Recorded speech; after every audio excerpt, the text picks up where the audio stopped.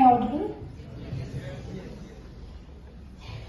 I say that the sun never sets in countries with coalition government because even gods are fearful about what happens there after the dark.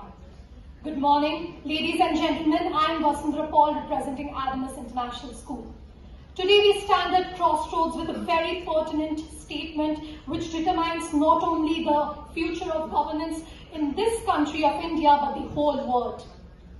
Are coalition governments beneficial for people more than absolute majority governments? Well, for me, coalition governments are absolute indecisiveness, creating political gridlock and also creating immense political negotiations among the actors involved. Let us take the example of Italy. What happened after the World War II ended? After the World War II ended, there were 60 difference which rose and fall. And guess what was the commonality? Every single government was funnily a coalition government. And if you see Italy now, led by our own very favorite Giorgia Meloni, who is a right-wing leader, it not only has tourism development but also rapid industrial development, leading back Italy to its past glory.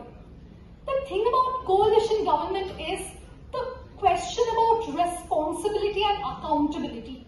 What happens is every single political actor or political party involved starts pointing fingers at one another.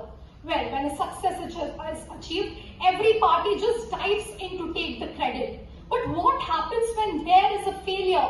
What happens when there is a problem? Who will take that power position to actually sort out that problem? In 2010, Belgium had hit a world record. Well, not a positive world record, of course, because it involves coalition government. It had gone 589 days without a government. For what?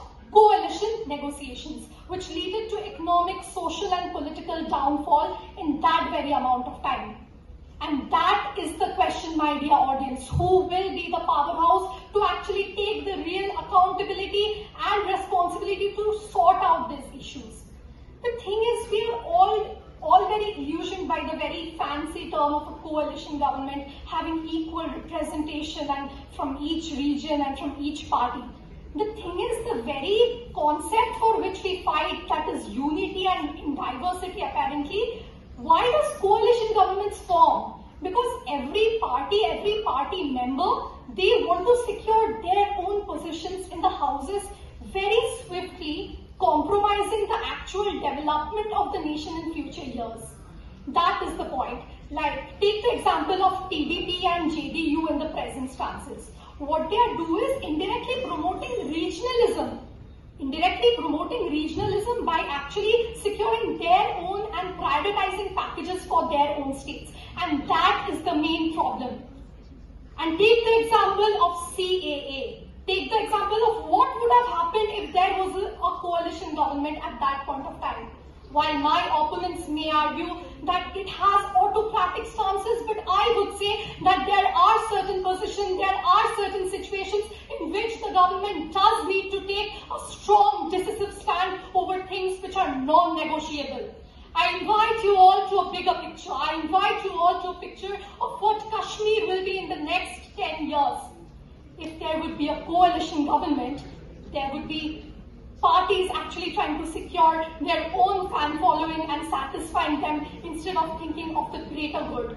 And that is the benefit of an absolute majority. I invite you all not to be swayed away by the fancy false picture of a decorated coalition government, and let's go on for an absolute, decisive and a government with a clear political clarity, policy clarity and what it has for a long-term vision of the country. Jai Hind. Thank you.